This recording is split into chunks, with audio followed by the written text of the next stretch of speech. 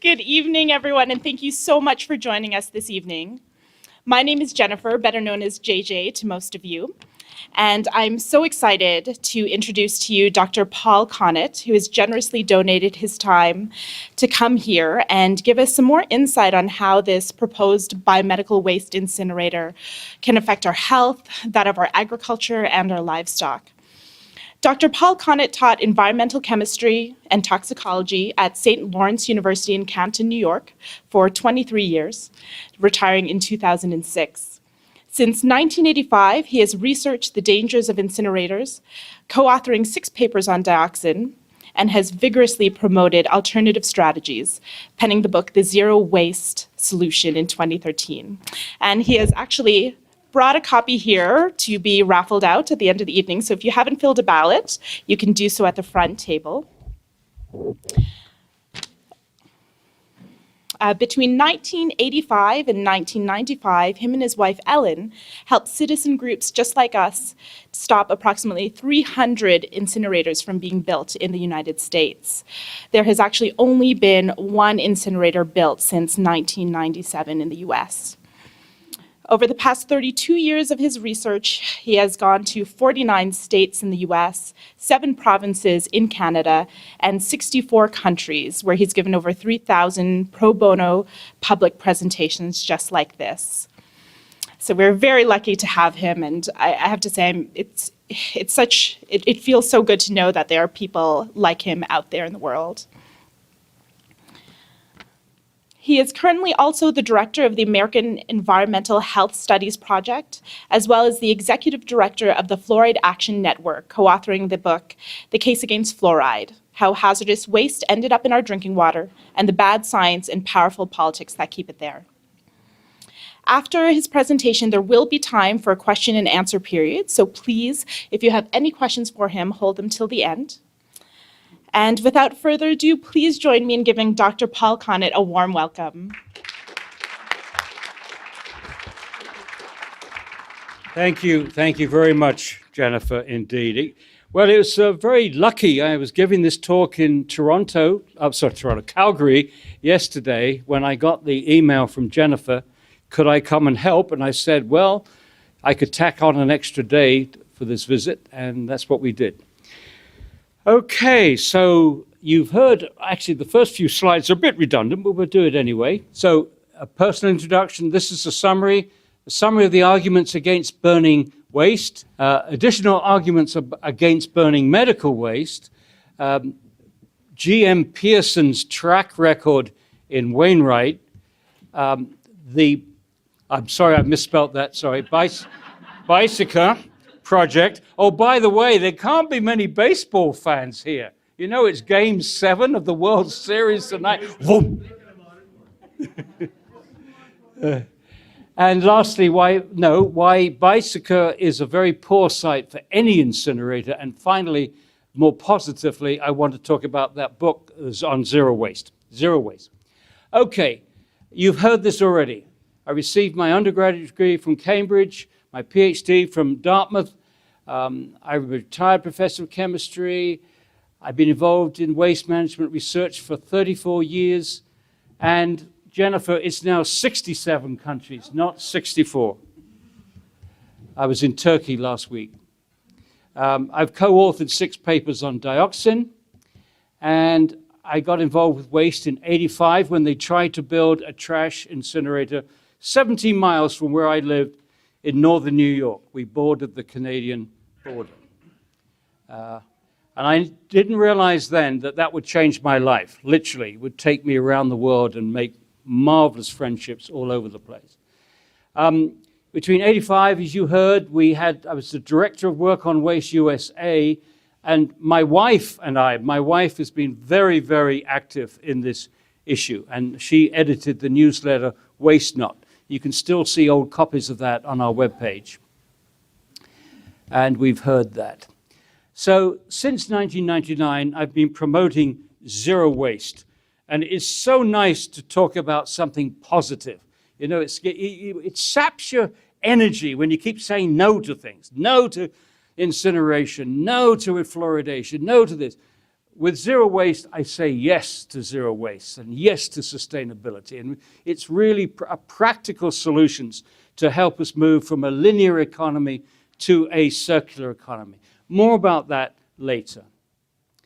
Particularly in Italy. I've now visited Italy, would you believe, 82 times. I've spoken in over 300 communities there on starting off fighting incineration in 1996, but eventually the anti-incineration movement in Italy morphed into the zero waste movement in Italy, and now Italy is leading the world on zero waste. It's amazing because Italy is not renowned for its environmental record. Now, my reasons for opposition to incineration are all in the book, okay. And that's the title, The Zero Waste Solution, Untrashing the Planet One Community at a Time. And there's the book, and the full, yeah, we got there. And the foreword was written by Jeremy Irons. I was very excited about that. I think he's a great film star, number one. But number two, he hosted this movie called Trashed. And our book essentially begins where this movie ends. He goes around the world with terrible stories about incineration in different countries and in landfills in different countries. But at the end, right at the end, he introduces zero waste, and our book goes into more details. Oh, I had a very exciting moment in April of 2016 where I gave a copy of the book to the Pope. Now, this was an interesting experience because I'm waiting behind this fence here for about 2 or 3 hours, waiting for the Pope in his Pope-mobile going around and saying hello to everybody. I'm waiting there. What am I going to say? What am I going to say? And I got to make sure I get the book in his hands and someone takes a photograph of it. I've got to do this. So eventually he gets there, and indeed I get the book in his hand quickly, and his aide takes it away from him.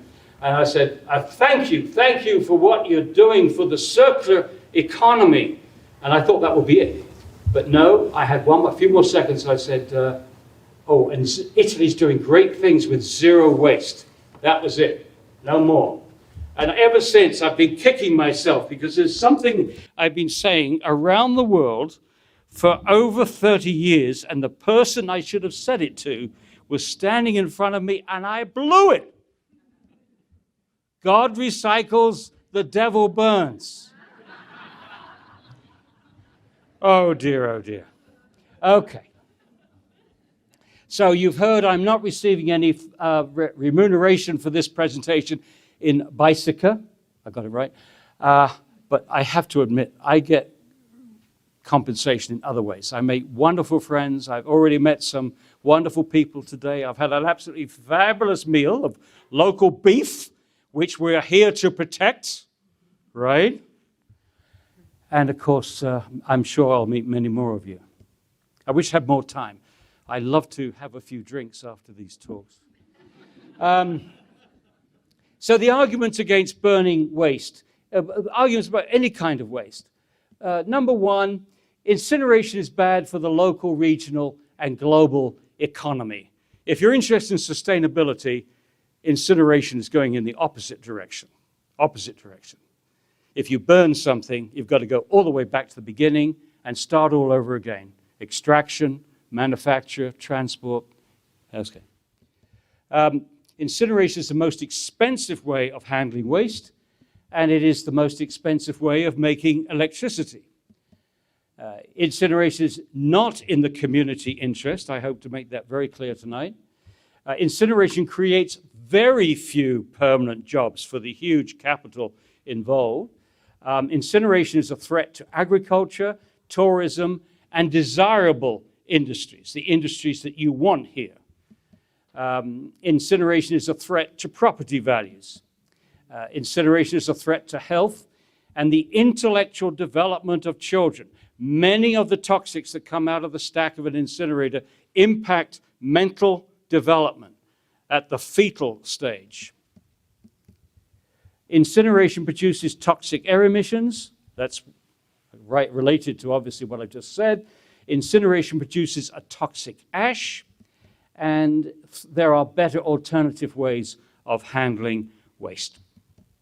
Okay, so let's start with the toxics. Incinerators put many highly toxic and persistent substances into the air.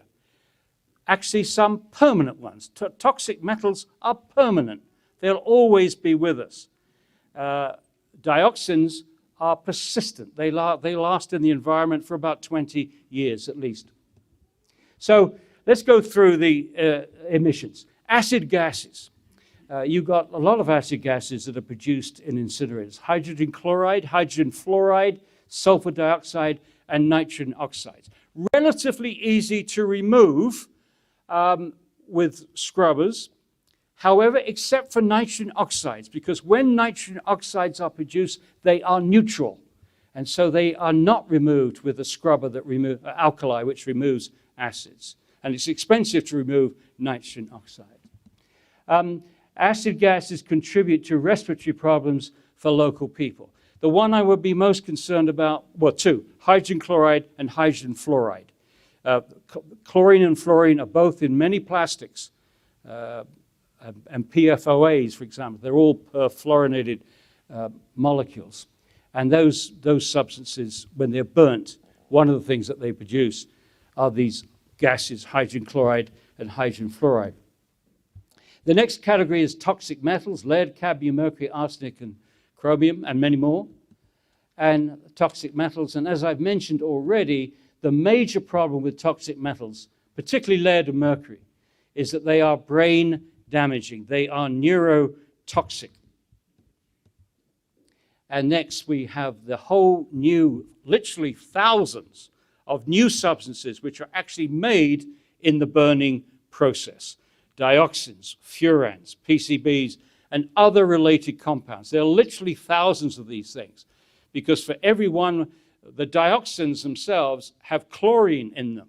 But for each family of chlorinated dioxins and chlorinated furans, you're going to have brominated, and you're going to have fluorinated, and you're going to have mixed brominated and chlorinated. So it literally goes into thousands. And some of them are the most toxic substances that we've ever been able to make in a chemical laboratory. So more about dioxins and furans. The major problem with dioxins and furans is that they are highly persistent and accumulate in the food chains, in the human food chains. These things here, you probably recognize them.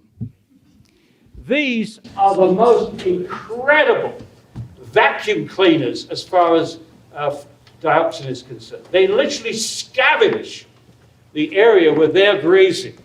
And the numbers are staggering. I think they're coming up in a moment.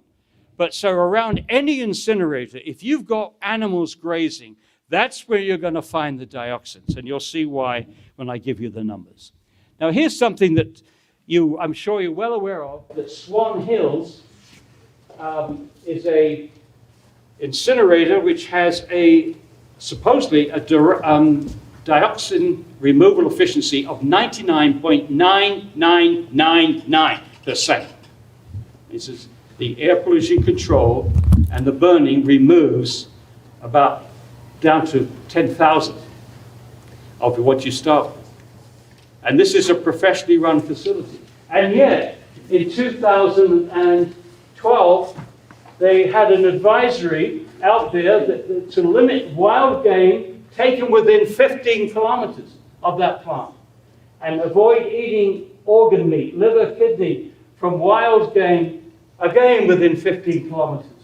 And pregnant or breastfeeding women should avoid eating wild game taken from within 15 kilometers. Very young children should avoid eating wild game within 15 kilometers, because this wild game around there is scavenging the grassland for the dioxin. Not intentionally, but they want the grass, they want to feed. Now some numbers. By the way, this is where I got heavily involved from a chemical perspective and made it easy for my department to keep me going, even though others were seeing me as an activist. My department saw me as a scientist because I was doing this research on dioxin. So the major health concern is that dioxins accumulate in animal fat. 1 liter, what we showed in 1986, and I presented this paper in Japan, and 1 1 liter of cow's milk gives you the same dose of dioxin as you would get if you breathed the air next to the cow for 8 months. In other words, you didn't have to live near an incinerator, you just had to eat the food that's produced near the incinerator. That's an extraordinary figure. But later on, a German study essentially confirmed our calculations. How many people have heard of Monty Python? Oh, great! I just wanted to I think my greatest claim to fame is that I was at college with John Cleese. And so if sometimes my humor seems to get the better of me, just remember I was a friend of John Cleese. I played soccer with him. He was terrible. He was a center forward. He hardly ever scored a goal, but he was very enthusiastic. He was all arms and legs, you know. Anyway, this is what the Germans found. In 1 day, a grazing cow puts as much dioxin into its body as a human being would get in 14 years of breathing. What a boring thing to do, but if you stood next to a cow for 14 years, just breathing the air next to the cow while the cow is eating the grass, 14 years worth. So these animals are vacuum cleaners for dioxin and then deliver it to the human population. Okay. Now, once we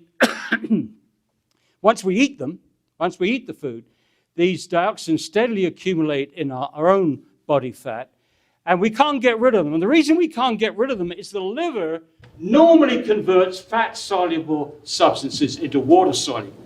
And that's a wonderful thing to do. It's the first step in detoxification.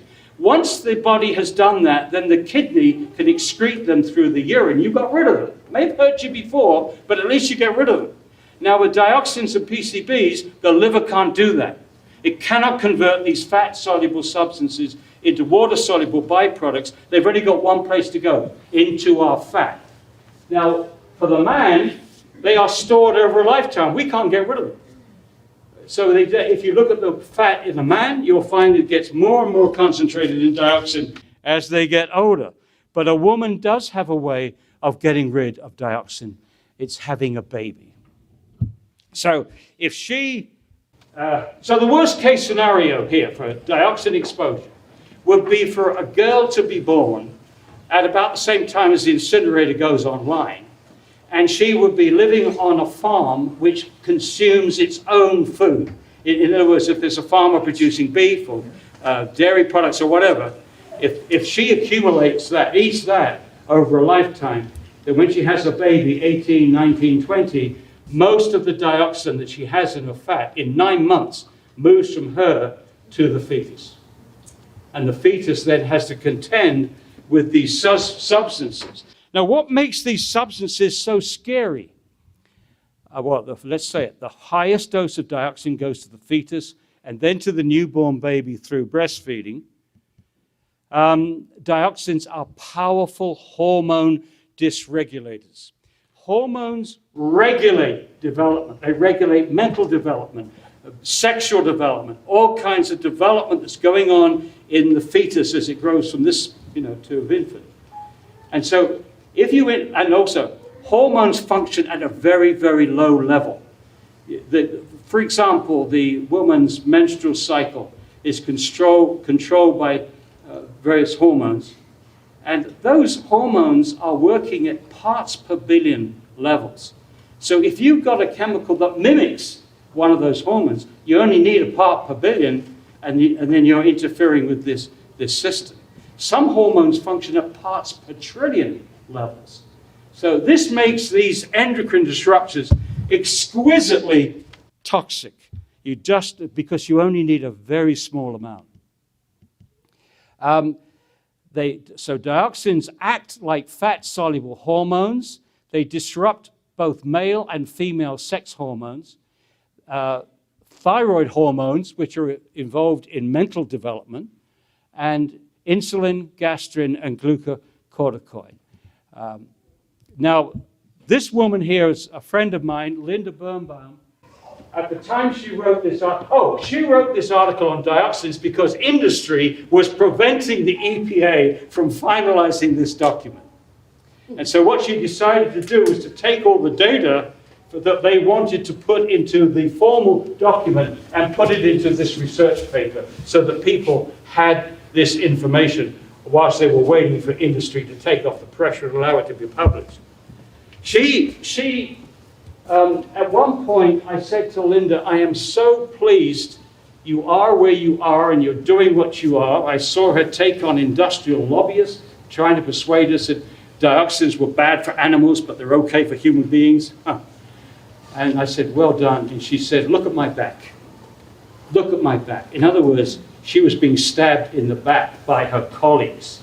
You know, in these regulatory agencies, you've got some people working for industry and some people working for the public. Anyway, cut a long story short, she went on to become the director of the National Institute of Environmental Health Sciences, which is the #1 research entity in the US government, part of the NIH. She retired just a few days ago on October the 3rd. And she may have done the same for fluoride as she did for dioxins. But you'll find that out later, I think.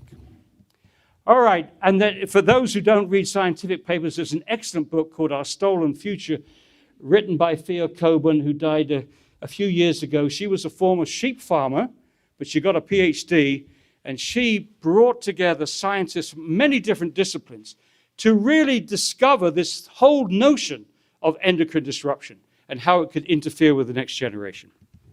Okay, so the bottom line, we must get dioxin out of our babies. That's #1. #2, we must get dioxin out of our food. And one of the things that means is that you don't build incinerators, and you certainly don't build incinerators near food production, especially grazing animals. Now, while modern incinerators have reduced toxic metal and dioxin emissions, there's no real accountability, and that's a big issue, as you will see. The most toxic emissions are not monitored on a continuous basis, but only with spot tests. So let me explain what I mean. There are some things that you can monitor continuously: carbon monoxide, sulfur dioxide, nitrogen oxides, even hydrogen chloride. But you cannot monitor dioxins on a continuous basis. All you can do is to collect a sample of the flue gas that comes out of the chimney, usually halfway up, collect the sample on a filter, and then send the filter off to a lab where it is analyzed. And a few months later, they will find out, the public will not know how much dioxin was coming out when the measurement was made. These are spot tests, and I want to explain what a spot test is and why they're so wonky in terms of really telling us what's coming out of an incinerator. These are 6-hour tests, typically 6-hour tests. They're usually done, it depends which country you're in. If you're in Germany, they will do it 3 times a year. In the United States, I think it's only once a year, maybe once every 2 years. Very sloppy. But they collect 3 6-hour samples in a 24-hour period, and then, as I say, you'll find a few months later what was coming out of that incinerator. Now, let me go on. I'll come back to that point in a moment. Toxic emissions are standards. Standards are not enough to protect the public. You need 3 things to protect the public. You need those tough standards, yes, regulations. But you also need adequate monitoring, and you need tough enforcement of the standards. If either of these 2 are weak, it doesn't matter how strong those regulations are, you will not be protected. And one of the things you need to check out is how the Albertan regulatory agencies protect you from existing incinerators and monitoring and so on. But let's get back to that monitoring for a second, the adequate monitoring. They're monitored with spot tests. The spot test, I've told you what it is. Now, if there's an upset condition, then the test is halted. And also the facility knows a few weeks ahead of time when they're going to be monitored. They have time, for example, to swap the medical waste, swap cardboard for the medical waste to make sure the emissions are low. That has happened in places. So basically what you're going to get, if you did this once a year, you would have 18 hours of absolutely ideal data when the machine is operating at steady state, and then they're going to extrapolate that for 8,000 hours of real operation. 18 hours of ideal data to extrapolate to 8,000 hours of real operation, which includes upset conditions, startup, shutdown. Now, there are some countries which are now, I think Germany and Belgium, are using a not continuous monitoring, but continuous sampling. So instead of collecting a 6-hour sample, the modern system collects 4-week samples. They hold that probe in for 4 weeks before they send the filter off for measurement. And once they've done it for 4 weeks, they put a new filter in, another 4 weeks, then another 4 weeks. So after 1 year, you've got a complete readout of the total emissions. Now, the system that is doing this is called, okay, this is what the equipment looks like. And here's the company. They say,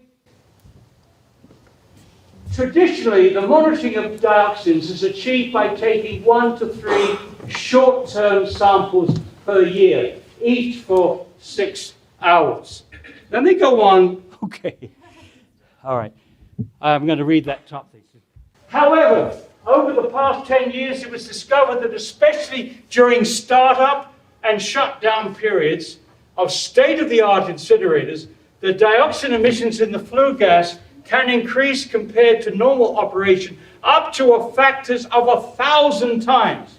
So during startup, 1,000 times more dioxin is coming out than during regular operation. And it goes on. Another study quantified that about 60% of the yearly dioxin emissions estimated of the plant are produced and emitted during one startup. These findings revealed and demonstrated that dioxin and POPs, that's persistent organic pollutants, emissions of incinerators cannot be reliably monitored by manual short-term sampling, since such spot measurements represent only 1 to 2% of the yearly operating emissions. Now, I'll tell you right now, it is very important for us to find out, and some of you may know, whether this incinerator is going to be what we call batch operated or operated continuously for 24 hours a day. Because if it's batch operated, that means it's going to be starting, shutting down, starting and shutting down, starting and shutting down.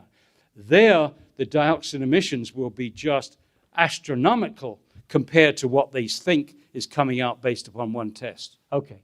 Now, just to show you how complicated this business is, how complicated it is, I want to give you an example of a modern incinerator that was built in the Netherlands, which was considered to be the best incinerator in the world, the best incinerator in Europe at least. This is a trash incinerator. And here's a paper that you can get it from Zero Waste Europe. It was built up here in the north of Holland.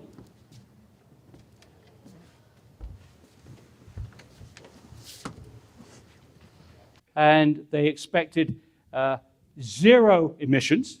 They expected 0 dioxin emissions, or very close. And it had all the bells and whistles as far as air pollution control, everything that you could think of.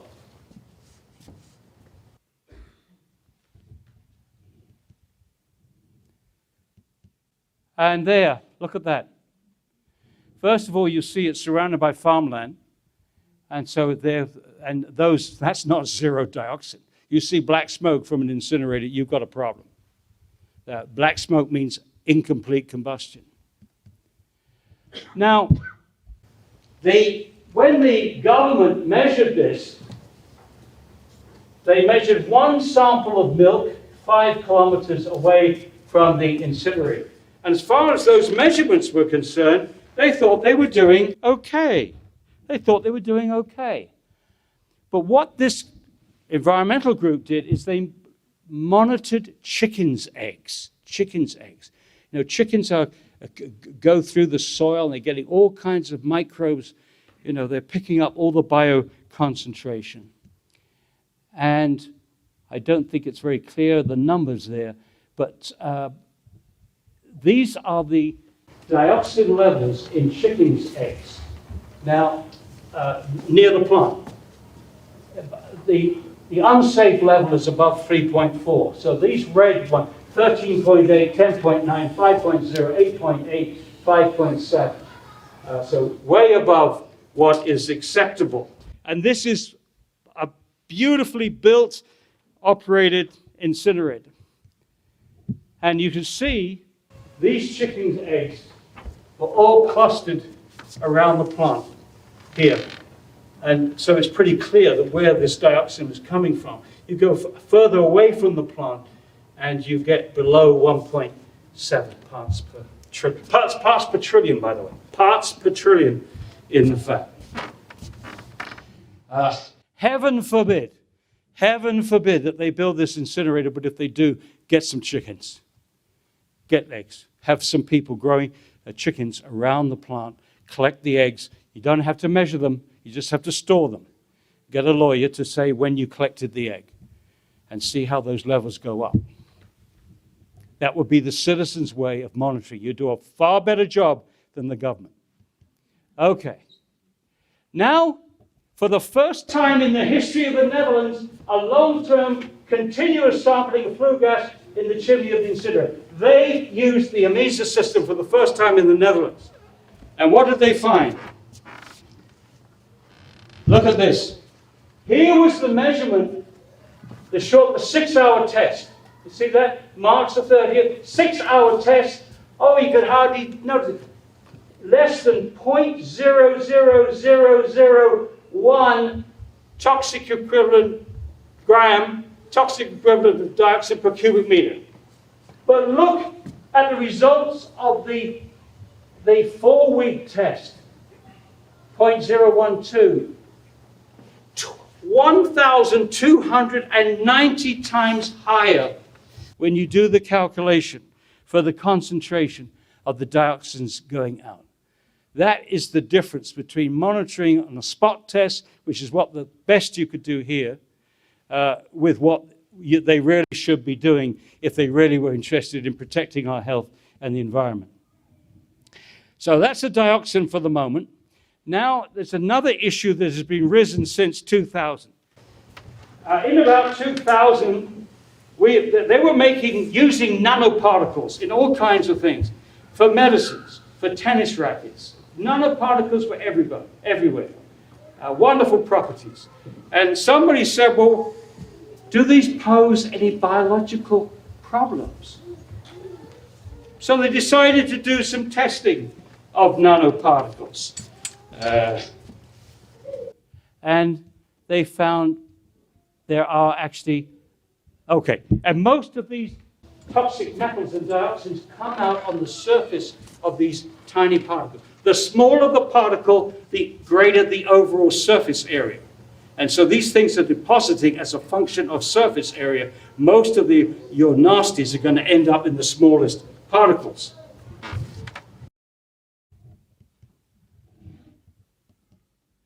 There are no regulations for nanoparticles emitted from incinerators. None. We regulate the particles from incinerators at 10 microns, and maybe they'll be going down to 2.5 microns in some countries. But the particles that we're interested in are these down here, less than 1 micron, and they're like little grains of sand compared to big boulders in terms of this issue. They missed the point. And now here is the most serious thing about these nanoparticles. They are so tiny that they can squeeze between the proteins and the fats which make up your membranes. There's no defense. If those nanoparticles get down into your lung, they're going to go straight through the lung membrane into your bloodstream. And once they're in your bloodstream, they're going to be distributed to every tissue in the body and go into every tissue in the body, including the brain. Now, this is a particle in the brain, and that particle contains lead, barium, chromium, iron, and silicon. We really don't know too much about what happens when these particles get into our tissues. But there are some very, very disturbing studies being done in Mexico City right now, where they are finding, listen to this, adolescents developing the first symptoms of Alzheimer's disease. And that's ongoing research. It's very, very worrying. Obviously, we should be avoiding producing nanoparticles if we can possibly. All high-temperature incineration produces nanoparticles. The nanoparticles, when you burn waste, are the most toxic nanoparticles that we can possibly produce, because when you burn waste, you're burning, it includes every toxic element that we use in commerce. And they're going to end there, and those toxic metals are going to end in these particles and possibly end in your children's brains. Now, a brilliant 30-page statement was written by a friend of mine, Vivian Howard, Northern Ireland. He is a genius, in my view. And this article, it's available on the internet. I have copies of it on my laptop. If anybody wants a copy, they're welcome to have it. But it's a brilliant summarization of the health threat that these things produce. And I've seen no scientific response to Howard's paper.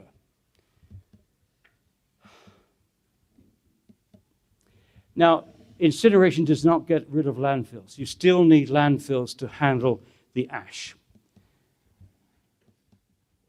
Over half the money spent on an incinerator today is spent on air pollution control equipment designed to capture the toxic metals and the dioxins and the furans. And it stands to reason, the better that you get at capturing these dioxins and heavy metals, the more toxic your ash is going to be. So half the money on a modern incinerator is spent here. And 10% of the ash is what we call fly ash. These are the tiny little particles which you're trying to capture here. And if you don't, they're into the air. And 90% of the ash is bottom ash. That's the ash that falls through the grates. This is toxic. This is extremely toxic. In many European countries, they don't even bother to test it. They send it straight away to hazardous waste facilities, which I believe is Canada's policy too.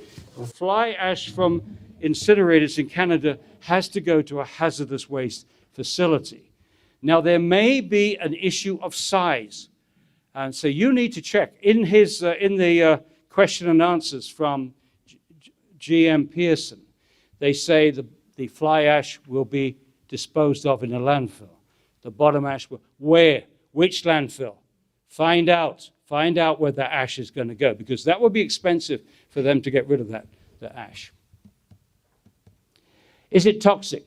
Well, I've said that already. Of course, it's very toxic. Okay, so now we're going to switch. That's true of any incinerator, but now we switch to medical waste incinerators. Do they have extra issues? Let me tell you a little story. I was about 3 years into fighting incinerators, and I got a phone call, as I get it every day, from somebody fighting incinerators. Oh, is that Dr. Connett? Yes. I said, they're trying to build a medical waste incinerator in our town. This was Cooperstown, New York. And they said, would you help us? I said, well, wait a moment. I said, you're not going to recycle body parts, are you? And I was thinking that maybe this is a place where incineration had a role to play. But I did help them. But meanwhile, it occurred to me that this is a complete mismatch. To use incineration to tackle medical waste, you take a biological problem. The problem of medical waste is you've got bugs that can cause disease. You do not want them going from the hospital to the community. And so we've got to kill those bugs. Well, it's easy to kill those bugs. You can use steam, you can use disinfection, you can use microwave. But when you use high temperature incineration, it's like taking a chainsaw to cut a stick of butter. It's overkill. And instead of dealing with a biological problem now, you're dealing with a chemical problem. The complicated problem of controlling and capturing the dioxins and the toxic metals. So when you burn these hospital waste, you have to burn everything that the bugs are sitting on. So we should focus on the bugs and not try to come up with something which attempts to destroy those materials. And there are technologies out there that can do this. What are the problems? Medical waste is very rich in PVC. They use a lot of PVC in hospitals, in tubing, PVC tubing. They like it because when it pinches intravenous, it doesn't block the supply, it doesn't pinch. So there's a lot of reasons for using PVC. Now I may be corrected on this one, but I understand that the waste comes in containers, big, white, usually white containers, and by law, those can't be opened. That they have to go directly into the flames, into the furnace. So if we lived in an honest world, that wouldn't be a problem. But if you're saying with the mob out there involved in waste management, and they have this tempting, these white barrels, and they know that no one's going to open them until they go into an incinerator, it's very tempting to put a lot of stuff in there, which is extremely expensive to get rid of. I'm not saying they do, I'm just saying it's tempting. One of the things I'm particularly concerned about is radioactive isotopes. They use a lot of radioactive isotopes in hospitals. In experiments, they use radioactive isotopes. In animals, for example, animal research. What happens to the carcasses of these animals? Well, you know what the official policy is? You have to store the animal carcass in your hospital for 10 half-lives. The half-life is the time it takes for the original radioactive dose to go down to half the dose. Another half-life to a quarter of a dose. Another half-life into 10 half-lives before they deem that is safe. So there was a big article in Iowa about hot dogs. Hot dogs, these were dog carcasses which were being stored in some Iowa hospital waiting for their final resting place. Okay, but the real problem, and you know, I'm sure you know this, the real problem with any incinerator is, can you trust the operator when the plant is running for profit? And you know the bottom line here. You know the bottom line. Can you trust GM Pearson? No. Can you trust Joe Crest? No. Therefore, this shouldn't have any chance of getting out of the starting tracks at all. But let's see some of the evidence for that. And this brings us to another issue, the difference between theory and practice. On paper, these things look great. You can make them look shiny. You can make it look as if you go to every length to do everything absolutely right, blah, blah, blah, and their ideal testing looks good and so on. But it's the practice which is important, the practice. You may get good data when the plant is brand new, but what's it going to look like after 35 years or after 20 years? You've already seen that. The Wainwright incinerator was clapped out by the time it was shut down. Let's go on. What is the track record of GM Pearson in Wainwright? That was the incinerator. Looked okay on paper. That's not a bad looking design. There's a local TV news which was broadcast in 2011. If you haven't seen it, how many people have seen that? Okay, well, do look for it on YouTube. The document put in Wainwright Biomedical Waste, March the 16th, 2011. The news reporter goes into the plant, he interviews workers, interviews Joe Crest. It's a historical document. The reason that the TV was there is because some of the workers had broken into the plant and opened some of the containers. Yeah, and they were, I think, arrested and on TV. But they did it in order to draw public attention what they knew was going on in that plant. They were brave people. So I think some of you know this, but there's a lovely woman, Carla. Are you in the audience, Carla? Thank you, Carla. Carla sent me, she went to Wainwright and did a lot of interviews. Basically, the interviews were on the lines of, we're going to get an incinerator in Beiseker. What could you tell us? Do you advise us to do it? And here are some of the answers she got. And here we go. And let me say something. In situations like this, citizens do not lie. Companies lie, governments lie, but citizens who are concerned about their children and the community, and they're concerned about other communities, do not lie. And citizens who've been through horrendous experiences with a particular project, and they know that another community is going to get it, will go out of their way to help that other community. So here are some of the answers then. Our incinerator wasn't working properly, so a lot of unhealthy stuff was burned for us to inhale. My husband worked there and quit because he knew it wasn't burning properly. Plus, they gave only normal gloves and coveralls to handle the body parts. Just normal gloves? Give me a break. We live very close to the dump. My husband passed away from cancer, and I got it shortly afterwards. I know enough about standard code to know you can't have NMD 90, that's a cable, electrical cable, I think plastic coated, running into a puddle. I know heat shields are not supposed to have giant plates missing from the spots where 10-foot flames are pissing out, in his language, sorry. I know that if the government tells you you can only burn 50 pounds every 15 minutes, you can't burn more than that. Government regulations. But even though we were told to load it up full, you know, that you're doing this for profit, your boss wants you to get as much through there as possible. And if no one's looking, to hell with the regulations. It's money, money, money, money that's the important thing. If they exceeded regulations, they would just write a report about it. Just document it, that's all. It wasn't a great smell at all. Like said, depends on what they are burning. Ours was a lot of medical waste. It's very gross. They ship body fluids and parts to these incinerators where you have to inhale it depending on wind direction.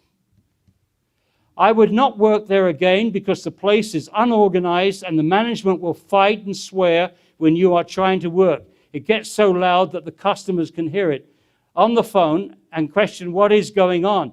Totally unprofessional. No one wants to work for GM Pearson. There was a smell. Pollution was a problem, and standards were not kept within acceptable limits. That's been documented, excess emissions. It was eventually shut down because of the above-mentioned concerns. I would be very concerned about it if it was me. She means if I had to live in Beiseker. When we had one here in Wainwright, it was very hard to get information about air quality and for the public to find out answers to questions and concerns. I think some of you have already found how difficult it is to get answers for this project, and hasn't even started yet. Definitely had issues with emissions being above acceptable limits. They used to burn medical waste, and it was not built for those types of codes. Hats off to those who jumped the lines and got arrested for trying to bring to light the happenings at our local site. So that's when the TV cameras went there in 2011. Oh yeah, a big-time dead cat smell. He, guess who that is? Can't be trusted. He left the dump in a horrible mess, and it stunk. Oh yay, they fudged their books to meet standards. Now, the person, oh, Carla, thank you. They're back in the room there. I also spoke with 4 people on the phone. They said all the same things, but were scared of saying them publicly for fear of GM Pearson. They own businesses, and we're worried about any sort of retaliation. Now, you have to wonder about this man and this company when they bully workers, intimidate workers. And you saw their bullying tactics at the public hearing. They intimidated one of the councillors, and they were sniggering at people when they were giving testimony. My God, if that's their behavior now, are you going to trust them? Look, even when, I've shown you, even when you've got professionals who, and in the case of Dutch, that's a government-owned facility, it's not run for profit. Even when you've got professionals running these facilities, and they're not doing it for profit, they've got the best equipment in the world and the best intentions of the world, they still can't do a good job or 100% job of capturing all the dioxin. Heaven help us if we're dealing with amateurs who are dishonest, who can't be trusted. I mean, you really don't need many more arguments than that. And defy the government. Get the bloody prime minister here, or the president, or whatever they're called, and the regulatory agencies, you say it to them. Can you assure you're going to give this company a certificate? That certificate is meant to be a social contract. You're giving that certificate to that company because you believe that you've looked at all their data, etc., and you believe that they will not present a health threat or an environmental threat to this community. That's a social contract. Now let me remind you what that means. That means that if indeed you find out that your health is compromised and emissions are taking place and the environment is being hurt by whatever means you find out, then it should mean that that government agency has to shut the facility down. But they don't do that. It's a one-sided social contract. These government officials have an enormous amount of power when issuing the permits, but they don't exercise that power or that responsibility when these are operating in communities and damaging local people. Did they rush in to Wainwright? How long did it take the Alberta authorities to shut that thing down? Well, we know that those workers trespassed to open those containers. That was 2011, that was on TV. It wasn't shut down, was it, until 2015? Okay. The storage issue. Now, I'm worried about this one. Medical waste sits in storage as disposal options considered. This is 2015. The medical waste was being stockpiled 2015. And then the plant is closed down, I think, in May of 2015. Okay, it was closed in May of 2018. Here's a little demonstration. Alberta hospital waste piles up after new incinerator rejected for Riley. Now, when GM Pearson was trying to put the incinerator into Riley, they built a warehouse. Now, what I want to know is what's been going into that warehouse between 2015 and 2019. Have they been stockpiling for 4 years? How much, I mean, who knows what's in those warehouses, but somebody needs to open them up. The government should go in there and find what he is storing there and whether it's legal to store it there. What's he waiting for? Is he waiting till he's got his incinerator here and then he's going to burn 4 years' worth of stockpiled medical waste in your incinerator? The Alberta Health Services contract with G.M. Pearson expires in January of 2016. Again, what's been happening between 2016 and 2019? Now, meanwhile, you have the Swan Hills waste treatment plant, half empty. It's losing money because they can't get enough waste for it. And this is a professional operation. It's not run for profit. It's they're professionals running this thing. And although I don't support, my wife will kill me when I tell her that I said, of the two options, building an incinerator in Beiseker or sending the waste here, this has to be the better option. This is the most rational option. And you should be supported by the taxpayers of Alberta because the taxpayers of Alberta are keeping this going. And so it doesn't make sense to let this flounder whilst you're letting some fly-by-night operation build this medical waste incinerator in your community. There is another issue. You're well aware of the old incinerator in Beiseker.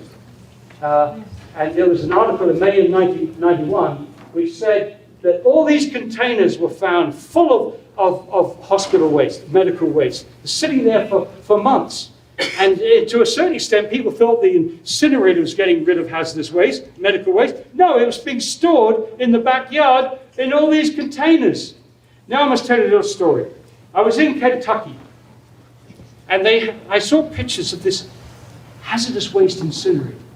But there was something wrong with this picture. This was so rinky-dink. It was like a backyard garage with a little spout on it, and pictures of smoke everywhere. Do you know what they were doing? They weren't burning the waste in this medical waste, this hazardous waste incinerator. It was sitting over a mine shaft. So they were pretending to bring in hazardous waste and burning it in this facility. All the time they were dropping it down the mine shaft. And that's just total profit for nothing. So again, if you can't trust people, what other subterfuges could be going on here? Are you going to have a dummy incinerator which looks shiny, but meanwhile you found locations throughout Alberta where you can dump this stuff illegally? You know, it was a trick in the 1980s. It was a trick in New Jersey. What they would do is to rent warehouses, fill it up with toxic waste, and then disappear. And make a fortune. And all they paid was the rent. And then they disappeared. Okay, the Beiseker proposal. The facility is going to burn 8,000 tons per year. Okay, they give us the company. It's Pyrotex R1000 thermal plant. It's made by Adfield. Here are pictures of what the plant looks like. It looks rather small to me. I don't know. They say they're going to handle 8,000 tons a year in this facility. I'm not so sure. I'm not so sure. Again, the technology looks half good. It's a rotary kiln. That is used for burning hazardous waste, so that should be good. Not sure about the air pollution control equipment. But all of these things are a distraction. They want you to believe that their shiny object is going to solve the problems. And the real problem for you is you can't trust them to operate it professionally or honestly. A dump stack, what they call an emergency bypass.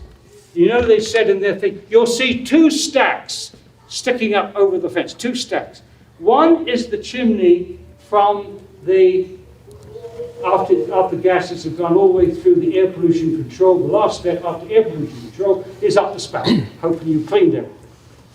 But if there is a blockage in your system, you have to have a way of relieving the pressure. And you do that with a dump stack. That dump stack is usually very close or even above the furnace. So if there's a blockage, the gases are allowed to go straight up into the environment. Now, when you look at that old incinerator in Beiseker, look at the 2 stacks. You've got 2 stacks there. You notice that one has got a lid on it? That's the dump stack. That lid flies open when there's upset conditions and the gases come out. And when those gases come out there, the levels are over 1,000 times higher than their permitted levels. Why Beiseker is the wrong site for an incinerator of any kind.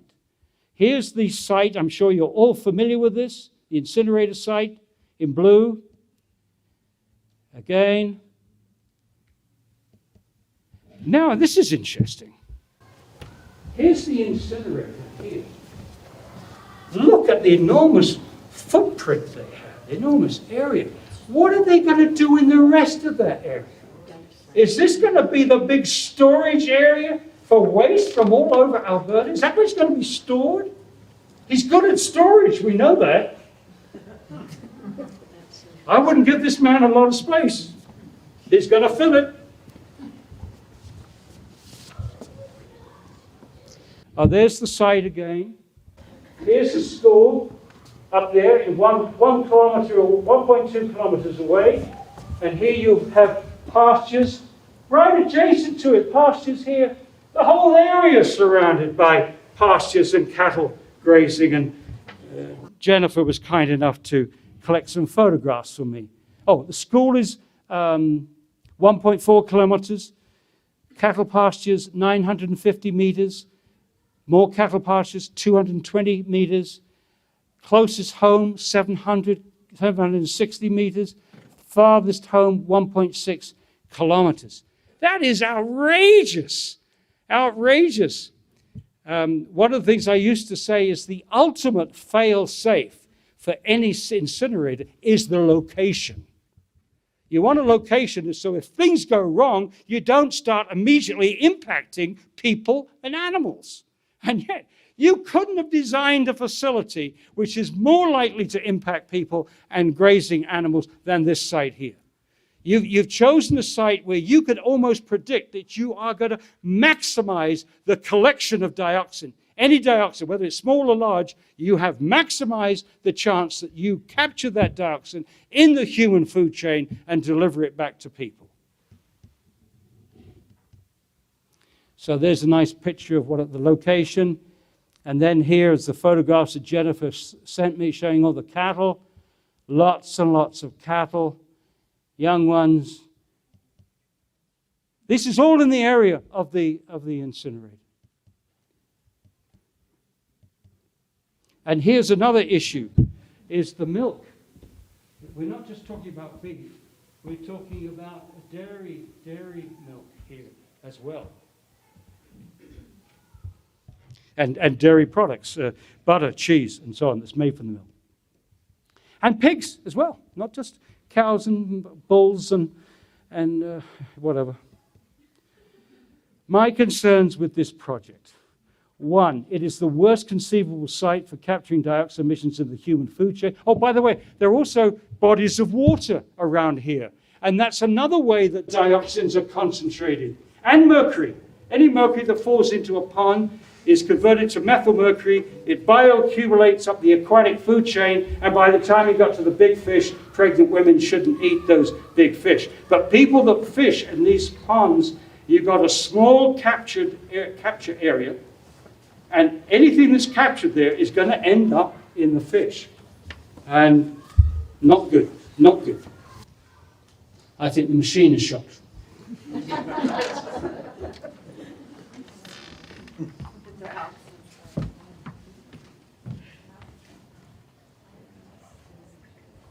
It would appear to be a batch fed rather than a continuous loading. So you've got to check that. That's what it looks like to me, but somebody might tell me, no. They're going to keep doing it 24 hours a day. But most of the dioxin emissions occur during startup and shutdown and upset conditions. Spot tests, totally inadequate to measure the dioxin emissions. I've been through that. Monitoring is not independent. Apparently it's his brother-in-law who owns the company that monitors. But even if his brother-in-law is honest and does a good job, it's still lousy data. Lousy data. His brother better sew up for an Amisa machine. I don't trust GM Pearson and Joe Kress. That's the bottom line. Project will depress property values, total. Okay, now some people are talking about, we'll be able to reduce the taxes. My God, the reduction in the taxes will be dwarfed by the total loss in property values. Ask any real estate agent what the depression in your property will be if somebody can see the stack when they try to buy your house. Work out how much money the whole community is going to lose on their housing and then compare that with the peanuts that you're going to save in taxes. It's a bad economic analysis that makes you think that you're lost, you've got a tax debt, that the way to pay it off is to encourage this shark to come in and destroy your livelihood. Beiseker will be seen as a dump town. And don't you think for one moment that dump towns attract clean industries. They attract dirty industries. It means you're on the downward spiral as far as economic development. You've cashed in your last card. When you cash in your environment, you've cashed in your last card. The facility would discourage cleaner businesses.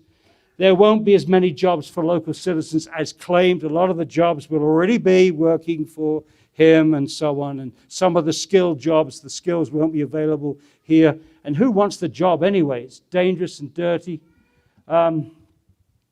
Okay, enough of the negative stuff. I just want to leave the last 10 minutes to some good news. The good news, the zero waste solution, to give you an idea of what this is all about and what has occupied me now for 21 years. Zero waste, zero waste. There's the book. The modern incinerator is attempting to perfect a bad idea. You know, even when the Germans perfect incineration, they win the wooden spoon. They perfected a bad idea. They got very good at doing the wrong thing. Our task in the 21st century is not to find better ways to destroy discarded materials. Our task is to stop making packaging and products that have to be destroyed. That is the message of zero waste. It's a design problem. The waste problem will not be solved with better technology, but with better organization, better education, better industrial design. These are the key components of a zero waste strategy. So the 10 steps to zero waste, I don't have time to go into the details, just give you the overall view. Here they are, the 10 steps of zero waste. 1, source separation. These 10 things make waste. You make waste by mixing all your discards together. If you use these 10 things and separate, you have resources. We need to shift from waste management to resource management. Once you've separated, you need door-to-door collection. Why do you need door-to-door collection? Answer, because a bulk of our waste is organic, especially in hot climates. A large fraction is organic. We need to get that organic waste composted and back into agriculture. But you can't use the compost in agriculture unless you get it clean. And the only way you can get it clean is door-to-door collection. So whilst everybody talks about recycling, in my view, composting is far, far more important. Recycling, I think everybody knows, to separate the waste. What is it? It's not waste, it's paper, glass, cardboard, metals, plastics, and so on. Reuse and repair centers. This is the circular economy in action. When you go and buy something from a reuse operation, this jacket cost me $6, this belt cost me $2, these trousers were $4. My wife and I, we're living examples of reuse, the reuse economy. We love it, it's fun. It's fun for us, but it's a necessity for people with lower income. But we can make these reuse and repair operations attractive. People want to go there. People meet there. And why is that important? The opposite to overconsumption is community development. Life is not about accumulating a whole series of objects, which is what we're told on television every night. Life is about accumulating human relationships. And we're losing that. We're losing the village. So we have to recreate the village, especially in the anonymous city, poor things. They need the village. You need to know people. You can't live your life around television. You've got to live it with other people. So there's a lot of exciting things happening with reuse centers. And then the next thing is a zero waste research center. We need to get some of our professors out of the university and studying the waste with things we call waste, the bad design, the fans that break down quickly, the built-in obsolescence. They have got to tell industry that these objects need a better design and they can help with that. And we need to get the academics involved. Economic incentives. The one economic incentive which in some communities has got a 15% reduction on the residual fraction is the pay-as-you-throw system. You don't pay a surcharge for the compostables. You don't pay a surcharge for the recyclables. But the residuals, the more you make, the more you pay. But the clever municipalities give an incentive. For instance, in Seattle, they say, well, you can choose the size of your residual container. You can have this size, you can have this size, you can have this size. The only trick is, the bigger the size you choose, the more you pay each month. So the clever people get the small one. Some people send their waste in an envelope. But that's a joke. In Italy, in some communities in Italy, the reusable bag has a microchip in it. And they pick it up once a week, but you don't have to put it out once a week. You can collect it, put it out once every 2 weeks, once every 3 weeks, once every 4 weeks. You only pay when you put it out. So it should be called save as you throw, not pay as you throw. As I say, that's very effective for getting more stuff done. Then at last, we have a residual separation facility, which we build in front of the landfill. We stabilize the dirty organic fraction. We pull out more recyclables, more toxics, and we do more research on it. So our researchers are working with badly designed products and badly designed packaging. And finally, what's left over goes to the transition landfill, which we are trying to get smaller and smaller and smaller. Now, the Zero Waste Research Center for Better Industrial Design, the message to industry: if we can't reuse it, recycle it, or compost it, industry shouldn't be making it. We need better industrial design for the 21st century. If you want to use one phrase to sum up zero waste, that's it. So zero waste is a combination of community responsibility at the community level, reduce, reuse, recycle, the 3 R's, and compost, and at the industrial level, industrial responsibility, redesign. The 4th R is redesign. That's what zero waste has brought to the table. That's what, it's more than recycling. It's saying we need industrial help. And what I like about this, it begins with every single human being has these 10 things. So every single human being in our population, it has that role to play, the first step at least. And then there are many occupations in between that are very important. Our farmers are incredibly important. Our farmers could be doing a lot of our composting. Our restaurants and hotels could be feeding into this system because they produce a lot of good, clean, organic waste. In San Francisco, it's 25% cheaper to put out clean, organic waste than mixed waste, so there's an economic incentive. 200 vineyards are using the compost produced in the compost facility for San Francisco. San Francisco is up to 80% diversion with this 10-step program. So you start with everybody, all these 10 things, but by the time you get down to here and here, you're bringing in your brightest minds in your society, your university professors and students, your industrial designers. You are challenging our brightest minds, and we need those bright minds because we need to link zero waste with all the other things we need. We need sustainable agriculture, we need sustainable architecture, and so on, and so on, and so on. So we need to get our professors involved in this in a practical way. You know, in Italy, the zero waste movement was a marvelous transition in Italy from the politics of no to the politics of yes. In Italy, no incinerator, no discard, no landfills. No. Now it's C to reuse, C to recycle, C to compost, C to sustainability. And it's the change from the politics of talky, and nobody talks more than Italian politicians. They can spend hours saying absolutely nothing, but beautifully. Oh, what a language, what a language. To the politics of doing, A famous comedian in Italy got a huge following as an activist. His name was Beppe Grillo. And it spawned a whole bunch of amici di Beppe Grillo, friends of Beppe Grillo. These were young people, IT savvy and so on. 600 groups, amici di Beppe Grillo. And one day they sent a delegation to Beppe. They said, Beppe, we agree with what you're saying. We're excited by what you're saying. But what do you want us to do? And his phrase, his answer changed Italian politics, at least for the time being. So how long it will last?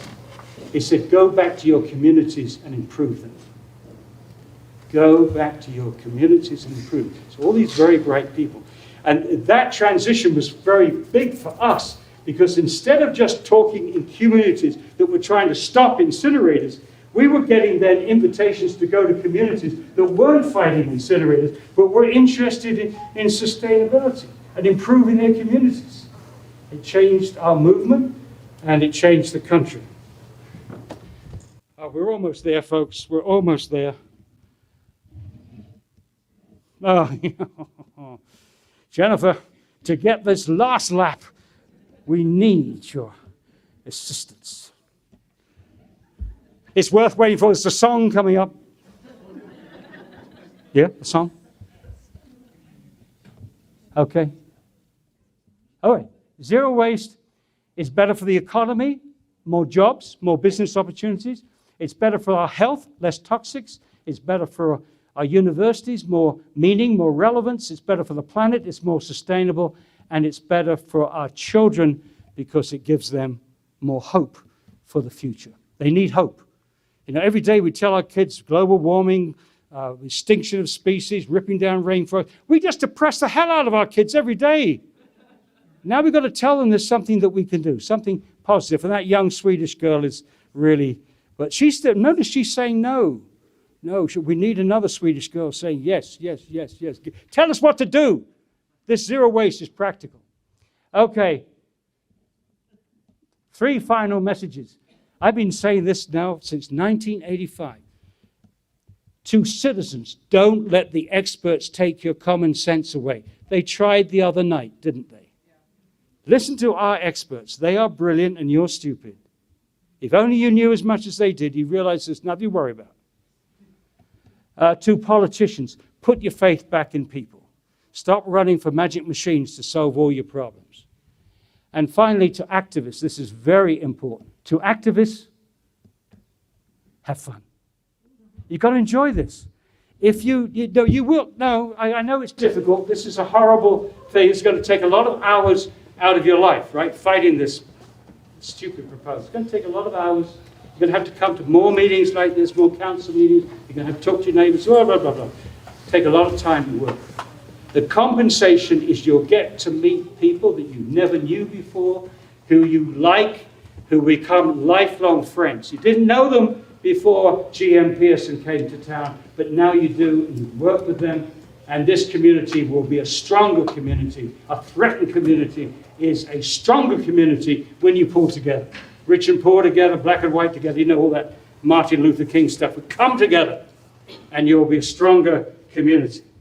You can't win it alone. One individual can't do it, but you can as a community. But you've got to have fun. Celebrate often. Make up victories. Whatever you have to do, celebrate. Oh, and I celebrate. Oh, Jennifer, what? Something dreadful has happened here. I celebrate around the world. I've sung this song, and I can't sing, in public. I couldn't sing any other song in public except this. Oh, God. Let's try. Okay, go. All right. Okay. It's sung to the battle hymn of garbage. Mine eyes have seen the garbage that's a smouldering on the grate. We must stop incineration before it is too late. Unless we wish the dangers, we had better separate. And we must do it now. Ba-ba-ba-bum. No. Jennifer, help! Chorus.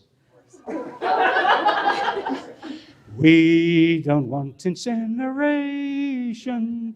We don't want incineration. We don't want incineration. We know there's a better way. Whilst we recognize our landfills all are swelling with the waste, it doesn't justify a bad decision made in haste. Let's put our heads together so the problem may be faced, and we must do it now. Now imagine singing that song going to the municipal building or outside the municipal building half an hour before the thing. It's wonderful. I go and talk in schools a lot, and half the kids are bored stiff. But when I get to this song, they all wake up. And as I leave the school, I hear them say, we don't want to. Now, you can make this even noisier. You know those wheelie bins that you have for your garbage? They are wonderful drums. So you put your posters, you stick your posters on them, and you wheel it there, and you boom, boom. Now you're going to have fun. Right? You're going to have fun. You can make that high street so noisy with your wheelie bins. It'll be wonderful. And thank you for listening.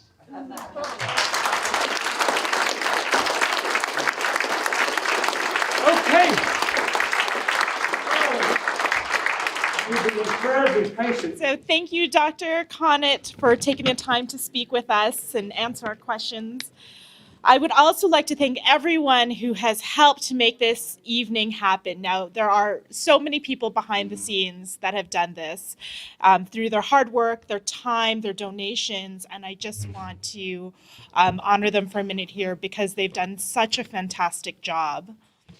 So just give them a round of applause.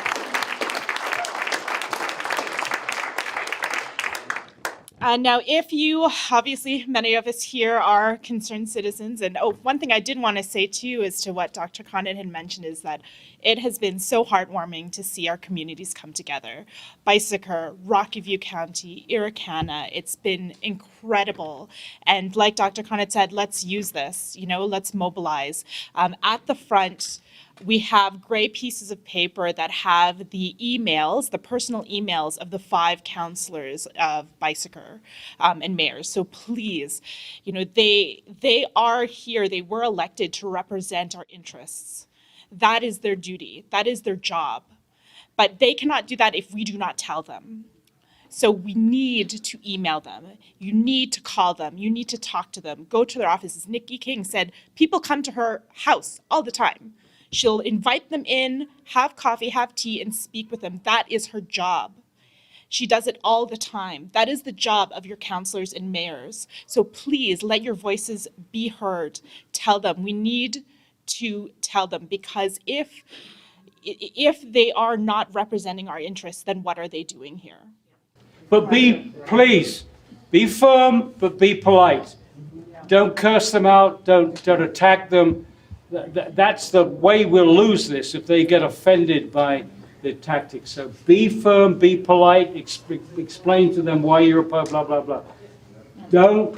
You've got to control your anger. I find it difficult. You've got to control your anger. Be polite. Yes, and one of the reasons that we organized this and had Dr. Connett come is to give you this information, give you these facts, give you these learnings so that this is what you take, right? Emotions, unfortunately, will not get us anywhere with council, but these facts, the information that you have gathered here today, take that to council, take that to your neighbors, take that to your friends. Please spread the word. We do also on that gray paper, I've created an email. It's nobeisekerincinerator@gmail.com. So please email us.